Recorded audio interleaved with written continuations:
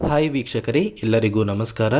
ನೋಡಿ ವೀಕ್ಷಕರೇ, ಗೃಹಲಕ್ಷ್ಮಿ ಯೋಜನೆಯ 7ನೇ ಕಂತಿನ ಹಣ ಸರ್ಕಾರದಿಂದ ಬಿಡುಗಡೆಯಾಗಿದೆ. ಸಾಕಷ್ಟು ಜನ ಒಂದು ಕಮೆಂಟ್ನ ಮಾಡಿ ತಿಳಿಸಿದರೆ, ನಮ್ಮ ಬ್ಯಾಂಕ್ ಖಾತೆಗೆ 7ನೇ ಕಂತಿನ ಹಣ ಇಂದು ಬಂದಿದೆ ಅಂತ ತುಂಬ ಜನ ಒಂದು ಕಮೆಂಟ್ನ ಮಾಡಿ ತಿಳಿಸಿದ್ದಾರೆ. ನೀವು ಇವಾಗ ಸ್ಕ್ರೀನಲ್ಲಿ ಕೂಡ ನೋಡ್ಬೋದು. ಯಾರ್ಯಾರು ಕಮೆಂಟ್ ಮಾಡಿದರೆ ಅವರ ಒಂದು ಕಮೆಂಟ್ನ ನಾನು ಸ್ಕ್ರೀನಲ್ಲಿ ಕೂಡ ಹಾಕ್ತಾ ಇದ್ದೀನಿ. ಸರ್ಕಾರದಿಂದ 7ನೇ ಕಂತಿನ ಹಣ ಪ್ರತಿಯೊಂದು ಫಲಾನುಭವಿಗಳ ಬ್ಯಾಂಕ್ ಖಾತೆಗೆ ಬಿಡುಗಡೆಯಾಗಿದೆ ಅಂತ ಈ ಒಂದು ಫಲಾನುಭವಿಗಳು ಒಂದು ಕಮೆಂಟ್ನ ಮಾಡಿ ತಿಳಿಸಿದ್ದಾರೆ. ಹಾಗಾದರೆ ಸರ್ಕಾರದಿಂದ 7ನೇ ಕಂತಿನ ಹಣ ಬಿಡುಗಡೆಯಾಗಿದೆಯಾ? ಯಾವ ಯಾವ ಜಿಲ್ಲೆಗಳ ಫಲಾನುಭವಿಗಳ ಬ್ಯಾಂಕ್ ಖಾತೆಗೆ ಸರ್ಕಾರದಿಂದ ಹಣ ಬಿಡುಗಡೆಯಾಗಿದೆ? ಮತ್ತು ಸರ್ಕಾರದಿಂದ ಹಣ ಬಿಡುಗಡೆಯಾಗಿದ್ದರೂ ಕೂಡ ನಿಮ್ಮ ಬ್ಯಾಂಕ್ ಖಾತೆಗೆ ಯಾಕೆ ಇನ್ನೂ ಹಣ ಬಂದಿಲ್ಲ ಅಂತ ನಾನು ನಿಮಗೆ ಈ ಒಂದು ವಿಡಿಯೋದಲ್ಲಿ ಮಾಹಿತಿನ ಕೊಡ್ತೀನಿ. ಅದಕ್ಕಿಂತ ಮುಂಚೆ ನೋಡಿ ಸ್ನೇಹಿತರೆ, ನೀವೇನಾದ್ರೂ ಇನ್ನೂ ಕೂಡ ನನ್ನ ಚಾನಲ್ನ ಸಬ್ಸ್ಕ್ರೈಬ್ ಆಗಿಲ್ಲ ಅಂದರೆ ದಯವಿಟ್ಟು ಪ್ರತಿಯೊಬ್ಬರೂ ಚಾನಲ್ನ ಸಬ್ಸ್ಕ್ರೈಬ್ ಮಾಡ್ಕೊಳ್ಳಿ. ಹಾಗೆ ವಿಡಿಯೋಗೆ ಒಂದು ಲೈಕ್ನ ಕೊಡಿ. ನೀವು ಕೊಡುವಂತಹ ಪ್ರತಿಯೊಂದು ಲೈಕ್ ಕೂಡ ನನ್ನ ಶ್ರಮಕ್ಕೆ ಸಿಕ್ಕ ಒಂದು ಪ್ರತಿಫಲ ಆಗಿರುತ್ತೆ. ದಯವಿಟ್ಟು ಪ್ರತಿಯೊಬ್ಬರೂ ವಿಡಿಯೋಗೆ ಒಂದು ಲೈಕ್ ಕೊಟ್ಟು ನನ್ನ ಚಾನಲ್ನ ಸಬ್ಸ್ಕ್ರೈಬ್ ಆಗಿಲ್ಲ ಅಂದರೆ ದಯವಿಟ್ಟು ಪ್ರತಿಯೊಬ್ಬರೂ ಚಾನಲ್ನ ಸಬ್ಸ್ಕ್ರೈಬ್ ಮಾಡ್ಕೊಳ್ಳಿ. ನೋಡಿ ಸ್ನೇಹಿತರೆ, ರಾಜ್ಯ ಸರ್ಕಾರದಿಂದ ಗೃಹಲಕ್ಷ್ಮಿ ಯೋಜನೆಯ 7ನೇ ಕಂತಿನ ಹಣನ ಇದೇ ತಿಂಗಳಲ್ಲಿ ಪ್ರತಿಯೊಂದು ಫಲಾನುಭವಿಗಳ ಬ್ಯಾಂಕ್ ಖಾತೆಗೆ ಬಿಡುಗಡೆ ಮಾಡ್ತಾ ಇದ್ದೀವಿ ಅಂತ ಸರ್ಕಾರದಿಂದ ಒಂದು ಮಾಹಿತಿ ಬಂದಿತ್ತು. ಈ ಹಿಂದೆ ನಾನು ನಿಮಗೆ ಒಂದು ಮಾಹಿತಿ ಕೊಟ್ಟಿದ್ದೆ, ಸರ್ಕಾರದಿಂದ ಇನ್ನೂ ಕೂಡ ಗೃಹಲಕ್ಷ್ಮಿ ಯೋಜನೆಯ 7ನೇ ಕಂತಿನ ಹಣ ಬಿಡುಗಡೆಯಾಗಿಲ್ಲ ಅಂತ. ಆದರೆ ಕೆಲವೊಂದು ನಮ್ಮ ಸಬ್ಸ್ಕ್ರೈಬರ್ ಒಂದು ಕಮೆಂಟ್ನ ಮಾಡಿ ತಿಳಿಸಿದರೆ ಅವರ ಬ್ಯಾಂಕ್ ಖಾತೆಗೆ ಸರ್ಕಾರದಿಂದ 7ನೇ ಕಂತಿನ ಹಣ ಬಿಡುಗಡೆಯಾಗಿದೆ ಅಂತ.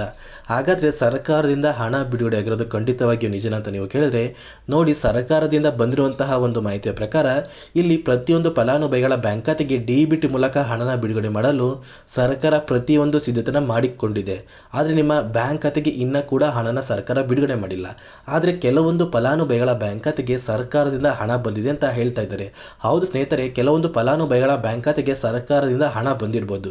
ಯಾಕಂದರೆ ಗೃಹಲಕ್ಷ್ಮಿ ಯೋಜನೆಯ 7ನೇ ಕಂತಿನ ಹಣ ಏನಿದೆ, ಆ ಒಂದು ಹಣ ಪ್ರತಿಯೊಂದು ಫಲಾನುಭವಿಗಳ ಬ್ಯಾಂಕ್ ಖಾತೆಗೆ ಇನ್ನೇನು ಬಿಡುಗಡೆ ಮಾಡಲು ಸರ್ಕಾರ ಎಲ್ಲ ಸಿದ್ಧತೆನ ಮಾಡಿಕೊಂಡಿದೆ. ಅದೇ ಒಂದು ಕಾರಣಕ್ಕೆ ಪ್ರತಿಯೊಂದು ಫಲಾನುಭವಿಗಳ ಬ್ಯಾಂಕ್ ಖಾತೆಗೆ ಹಣ ಬರುವಂತಹ ಸಾಧ್ಯತೆ ತುಂಬಾ ಇದೆ.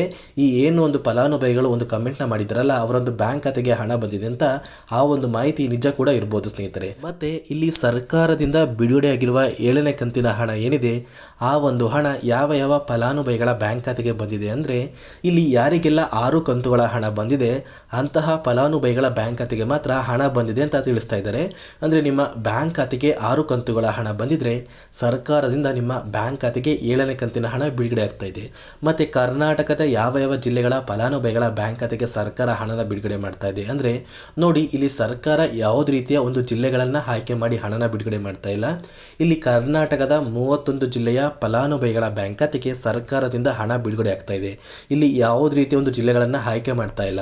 ದಯವಿಟ್ಟು ಪ್ರತಿಯೊಬ್ಬರನ್ನು ಕೇಳ್ತಾ ಇದ್ದೀರಾ, ನಮ್ಮದು ಈ ಒಂದು ಜಿಲ್ಲೆ ನಮ್ಮ ಬ್ಯಾಂಕ್ ಖಾತೆಗೆ ಇನ್ನೂ ಕೂಡ ಹಣ ಬಂದಿಲ್ಲ ಅಂತ. ನೋಡಿ, ನಿಮ್ಮ ಜಿಲ್ಲೆ ಯಾವುದೂ ಆಗಿದ್ರೂ ಕೂಡ ಸರ್ಕಾರದಿಂದ ನಿಮ್ಮ ಜಿಲ್ಲೆಗೇ ಹಣ ಬಿಡುಗಡೆ ಮಾಡಬೇಕು ಅಂತ ಮಾಡೋದಿಲ್ಲ. ಪ್ರತಿಯೊಂದು ಜಿಲ್ಲೆಗಳಿಗೂ ಸರ್ಕಾರದಿಂದ ಹಣನ ಬಿಡುಗಡೆ ಮಾಡ್ತಾ ಇದ್ದಾರೆ. ಆದರೆ ಕೆಲವೊಂದು ಜಿಲ್ಲೆಗಳಿಗೆ ಮಾತ್ರ ಸರ್ಕಾರದಿಂದ ಆದಷ್ಟು ಬೇಗ ಹಣ ಬಿಡುಗಡೆ ಆಗುತ್ತೆ ಅಷ್ಟೇ. ನೋಡಿ ಸ್ನೇಹಿತರೆ, ಇಲ್ಲಿ ಸರ್ಕಾರದಿಂದ ಒಂದು ಸಲ ಹಣ ಬಿಡುಗಡೆ ಆದರೆ ನಿಮ್ಮ ಬ್ಯಾಂಕ್ ಖಾತೆಗೂ ಕೂಡ ಆದಷ್ಟು ಬೇಗ ಹಣ ಬಂದೇ ಬರುತ್ತೆ. ದಯವಿಟ್ಟು ಪ್ರತಿಯೊಬ್ಬರೂ ಕೆಲವು ದಿನಗಳ ಕಾಲ ವೇಟ್ ಮಾಡಿ. ಯಾಕಂದರೆ ಇವಾಗ ಬಂದಿರುವಂತಹ ಒಂದು ಮಾಹಿತಿಯ ಪ್ರಕಾರ ಗೃಹಲಕ್ಷ್ಮಿ ಯೋಜನೆಯ 7ನೇ ಕಂತಿನ ಹಣನ ಸರ್ಕಾರ ಬಿಡುಗಡೆ ಮಾಡಲು ಎಲ್ಲ ಸಿದ್ಧತೆನ ಮಾಡಿಕೊಂಡಿದೆ ಅಷ್ಟೇ. ನಿಮ್ಮ ಬ್ಯಾಂಕ್ ಖಾತೆಗೆ ಯಾವಾಗ ಬೇಕಾದ್ರೂ ಸರ್ಕಾರದಿಂದ ಹಣ ಬಿಡುಗಡೆ ಆಗ್ಬೋದು. ಅದೇ ರೀತಿ ಪೆಂಡಿಂಗ್ ಇರುವಂತಹ ಕೆಲವೊಂದು ಫಲಾನುಭವಿಗಳು ಕೇಳ್ತಾ ಇರುವಂತಹ ಒಂದು ಪ್ರಶ್ನೆ, ನಮ್ಮ ಬ್ಯಾಂಕ್ ಖಾತೆಗೆ ಯಾಕೆ ಇನ್ನೂ ಕೂಡ ಪೆಂಡಿಂಗ್ ಇರುವಂತಹ ಹಣ ಬಂದಿಲ್ಲ, ನಾವು ಏನು ಮಾಡಬೇಕು ಅಂತ.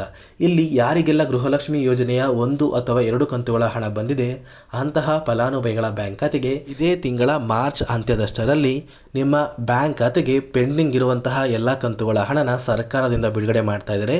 ಅದೇ ರೀತಿ ನೀವು ಕೇಳ್ಬೋದು, ನಮ್ಮ ಬ್ಯಾಂಕ್ ಖಾತೆಗೆ ಇನ್ನೂ ಕೂಡ 1 ಕಂತಿನ ಹಣ ಬಂದಿಲ್ಲ, ನಾವು ಏನು ಮಾಡಬೇಕು ಅಂತ.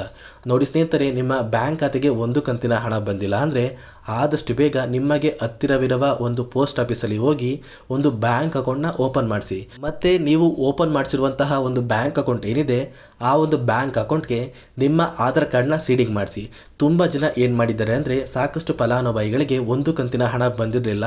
ಅಂತಹ ಫಲಾನುಭವಿಗಳು ಅವರು ಪೋಸ್ಟ್ ಆಫೀಸಲ್ಲಿ ಒಂದು ಬ್ಯಾಂಕ್ ಅಕೌಂಟ್ನ ಓಪನ್ ಮಾಡಿಸಿ ಆ ಒಂದು ಬ್ಯಾಂಕ್ ಖಾತೆಗೆ ಆಧಾರ್ ಕಾರ್ಡ್ನ ಸೀಡಿಂಗ್ ಮಾಡಿಸ್ಕೊಂಡಿದ್ದಾರೆ. ಸೊ ಕೆಲವು ದಿನಗಳ ನಂತರ ಅಂತಹ ಫಲಾನುಭವಿಗಳ ಬ್ಯಾಂಕ್ ಖಾತೆಗೆ ಗೃಹಲಕ್ಷ್ಮಿ ಯೋಜನೆಯ ಎಲ್ಲ ಕಂತು ಕಂತುಗಳ ಹಣ ಕೆಲವೊಬ್ಬರಿಗೆ ಒಟ್ಟಿಗೆ ಬಂದಿದೆ, ಕೆಲವೊಂದು ಫಲಾನುಭವಿಗಳ ಬ್ಯಾಂಕ್ ಖಾತೆಗೆ ಒಂದೊಂದು ಕಂತಿನ ಥರ ಹಣ ಬಂದಿದೆ. ನೀವು ಕೂಡ ಆದಷ್ಟು ಬೇಗ ನಿಮ್ಮ ಬ್ಯಾಂಕ್ ಖಾತೆಗೆ ಒಂದು ಕಂತಿನ ಹಣ ಬಂದಿಲ್ಲ ಅಂದರೆ ಪೋಸ್ಟ್ ಆಫೀಸಲ್ಲಿ ಹೋಗಿ ಒಂದು ಬ್ಯಾಂಕ್ ಅಕೌಂಟ್ನ ಓಪನ್ ಮಾಡಿಸಿ, ಆ ಒಂದು ಬ್ಯಾಂಕ್ ಅಕೌಂಟ್ಗೆ ನಿಮ್ಮ ಆಧಾರ್ ಕಾರ್ಡ್ನ ಲಿಂಕ್ ಮಾಡಿಸಿ ಅಂತ ಯಾರಿಗೆಲ್ಲ ಗೃಹಲಕ್ಷ್ಮಿ ಯೋಜನೆಯ ಒಂದು ಕಂತಿನ ಹಣ ಬಂದಿಲ್ಲ ಅಂತಹ ಫಲಾನುಭವಿಗಳಿಗೆ ನಾನು ಈ ಒಂದು ಮಾಹಿತಿನ ಕೊಡ್ತಾ ಇದ್ದೀನಿ. ಮತ್ತು ಸ್ನೇಹಿತರೆ, ನಿಮ್ಮ ಬ್ಯಾಂಕ್ ಖಾತೆಗೆ ಮಾರ್ಚ್ ತಿಂಗಳು ಮುಗಿದ್ರೂ ಕೂಡ ಹಣ ಬಂದಿಲ್ಲ ಅಂದರೆ ನೀವು ಏನು ಮಾಡಬೇಕು ಅಂದರೆ, ಇಲ್ಲಿ ಸರ್ಕಾರದಿಂದ ಬಂದಿರುವಂತಹ ಒಂದು ಮಾಹಿತಿ ಏನು ಅಂದರೆ, ನಿಮ್ಮ ಬ್ಯಾಂಕ್ ಖಾತೆಗೆ ಏನಾದ್ರೂ ಮಾರ್ಚ್ ತಿಂಗಳು ಮುಗಿದ್ರೂ ಕೂಡ ಹಣ ಬಂದಿಲ್ಲ ಅಂದರೆ ನೀವು ನಿಮ್ಮ ಊರಿಗೆ ಸಂಬಂಧಪಟ್ಟ ಮಹಿಳಾ ಮತ್ತು ಮಕ್ಕಳ ಅಭಿವೃದ್ಧಿ ಇಲಾಖೆಗೆ ಭೇಟಿ ನೀಡಬೇಕಾಗುತ್ತೆ. ಅಲ್ಲಿ ನಿಮ್ಮ ಸಮಸ್ಯೆ ಏನು ಮತ್ತು ಆ ಒಂದು ಸಮಸ್ಯೆಗೆ ಪರಿಹಾರ ಏನು ಅಂತ ನೀವು ಆ ಒಂದು ಕಚೇರಿಗೆ ಭೇಟಿ ನೀಡಿ ತಿಳ್ಕೊಬೇಕಾಗುತ್ತೆ. ಅಲ್ಲಿ ಏನಾದ್ರೂ ಕೆಲವೊಂದು ದಾಖಲಾತಿಗಳೇನಾದ್ರೂ ಮಿಸ್ಮ್ಯಾಚ್ ಆಗಿದ್ದರೆ ಆ ಒಂದು ದಾಖಲಾತಿಗಳನ್ನ ನೀವು ಸರಿಪಡಿಸ್ಕೋಬೇಕಾಗುತ್ತೆ. ಅಥವಾ ಸರ್ಕಾರದಿಂದನೇ ಏನಾದ್ರೂ ಮಿಸ್ಟೇಕ್ ಆಗಿದ್ದರೆ ಆ ಒಂದು ಅಧಿಕಾರಿಗಳು ನಿಮಗೆ ಸಹಾಯ ಮಾಡಿ ನಿಮ್ಮ ಬ್ಯಾಂಕ್ ಖಾತೆಗೆ ಗೃಹಲಕ್ಷ್ಮಿ ಯೋಜನೆಯ ಹಣ ಬರೋ ಥರ ಮಾಡ್ತಾರೆ. ಇಲ್ಲಿ ಸರ್ಕಾರದಿಂದ ಕೊಟ್ಟಿರುವಂತಹ ಒಂದು ಮಾಹಿತಿ ಏನು ಅಂದರೆ, ಆದಷ್ಟು ಎಲ್ಲ ಫಲಾನುಭವಿಗಳ ಒಂದು ದಾಖಲಾತಿಗಳನ್ನ ಪರಿಶೀಲನೆ ಮಾಡಿ ಅವರ ಬ್ಯಾಂಕ್ ಖಾತೆಗೆ ಹಣನ ಹಾಕೋದಕ್ಕೆ ನಾವು ಪ್ರಯತ್ನ ಪಡ್ತಾ ಇದ್ದೀವಿ. ಆದಷ್ಟು ಬೇಗ ಪ್ರತಿಯೊಂದು ಫಲಾನುಭವಿಗಳ ಬ್ಯಾಂಕ್ ಖಾತೆಗೆ ಪೆಂಡಿಂಗ್ ಇರುವಂತಹ ಎಲ್ಲ ಕಂತುಗಳ ಹಣನ ನಾವು ಬಿಡುಗಡೆ ಮಾಡ್ತೀವಿ ಅಂತ ಸಚಿವೆ ಲಕ್ಷ್ಮೀ ಹೆಬ್ಬಾಳ್ಕರ್ ಅವರು ಒಂದು ಮಾಹಿತಿನ ಕೊಟ್ಟಿದ್ದಾರೆ. ಮತ್ತು ಸ್ನೇಹಿತರೆ, ನಿಮಗೆ ಏನಾದ್ರೂ ಗೃಹಲಕ್ಷ್ಮಿ ಯೋಜನೆಗೆ ಸಂಬಂಧಪಟ್ಟ ಯಾವುದೇ ತರಹ ಒಂದು ಡೌಟ್ ಇದ್ರೂ ಕೂಡ ಪ್ರತಿಯೊಬ್ಬರನ್ನು ಕಮೆಂಟ್ನ ಮಾಡಿ ತಿಳಿಸಿ.